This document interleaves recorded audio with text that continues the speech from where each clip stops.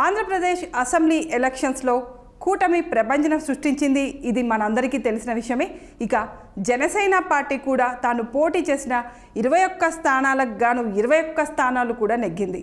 ఇక జనసేన పార్టీ నుంచి ఎంతోమంది గతంలో ఆ పార్టీ నుంచి సీట్లు ఆశించి టికెట్లు ఆశించినప్పటికీ కూడా చాలామందికి టికెట్లు రాలేదు. ఈ నేపథ్యంలో నాగబాబు కూడా జనసేన పార్టీ నుంచి ఒక టికెట్ ఆశించారు, కానీ నాగబాబుకు కూడా టికెట్ రాలేదు.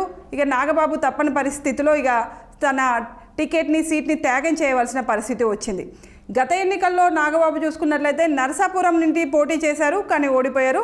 కానీ ఈసారి కూడా జనసేన పార్టీ కూటమిలో భాగంగా పోటీ చేస్తుంది అనుకున్నప్పుడు తనకు కూడా ఒక స్థానం కావాలని అడిగారు. కానీ కూటమిలో భాగంగా ఇక తన స్థానాన్ని వదులుకోవాల్సిన పరిస్థితి నాగబాబుకు వచ్చింది. అప్పుడు ఆ స్థానాన్ని నాగబాబు వదులుకున్నారు. అయితే ఇప్పుడు కూటమి అనేది అఖండ మెజార్టీతో గెలుపొందింది. ఇక అందులో జనసేన పార్టీ పోటీ చేసిన ప్రతి ప్లేస్లో కూడా గెలుపొందింది.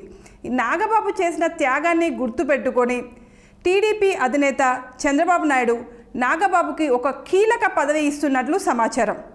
నాగబాబుకి టీటీడీ చైర్మన్ పదవి ఇస్తున్నట్లుగా ఒక సమాచారం. నాగబాబు చేసిన త్యాగాన్ని గుర్తుంచుకొని ఇక ఎలక్షన్ల టైంలో కూడా నాగబాబు కూటమి తరపున చేసిన ప్రచారాన్ని, ఇక జనసేన తరపున చేసిన ప్రచారాన్ని గుర్తుపెట్టుకొని చంద్రబాబు నాయుడు ఆ పదవి ఇస్తున్నట్లుగా సమాచారం. నాగబాబుకే కాదు, జనసేన పార్టీ తరపున సీట్లు ఆశించి చాలామందికి సీట్లు రాలేదు. జనసేన పార్టీ తరపున అంటే టికెట్లు రాలేదు. టికెట్లు రానప్పటికీ కూడా వాళ్ళందరూ జెన్యూన్గా జనసేన పార్టీ వెనకనే ఉండి జనసేన పార్టీ కోసం ప్రచారం చేసిన వాళ్ళు కానీ వాళ్ళందరికీ కూడా ఇప్పుడు చంద్రబాబు నాయుడు కీలకమైన పదవులు ఇస్తున్నారు. ఇక దుర్గగుడికి సంబంధించిన చైర్మన్ పదవి కూడా జనసేన పార్టీ నుంచి టికెట్ ఆశించి రాని అతనికే ఇస్తున్నారని ఒక సమాచారం. అంటే జనసేన పార్టీ అభివృద్ధి కోసం పాల్పడిన ప్రతి ఒక్కరికి ఏదో ఒక పదవి ఇస్తున్నట్లు చంద్రబాబు నాయుడు చెప్తున్నారు. ఇక ఈ నేపథ్యంలో జనసేన పార్టీ పోయినసారి ఎలక్షన్స్లో పోయినసారి 2019 అసెంబ్లీ ఎలక్షన్స్లో ఒకే ఒక్క స్థానానికి మాత్రమే పరిమితమైంది. అలాంటి సందర్భంలో కూడా జనసేన పార్టీ వెనక నిలబడి దానికి ముందుకు నడిపిన ప్రతి ఒక్కరికి ఈసారి కూటమి నుంచి ఏదో ఒక పదవి వచ్చేలాగా కనిపిస్తుంది. ముందుగా చూసుకున్నట్లయితే నాగబాబుకి చంద్రబాబు నాయుడే పిలిచి ఈ పదవి ఇస్తున్నట్లు తెలుస్తుంది.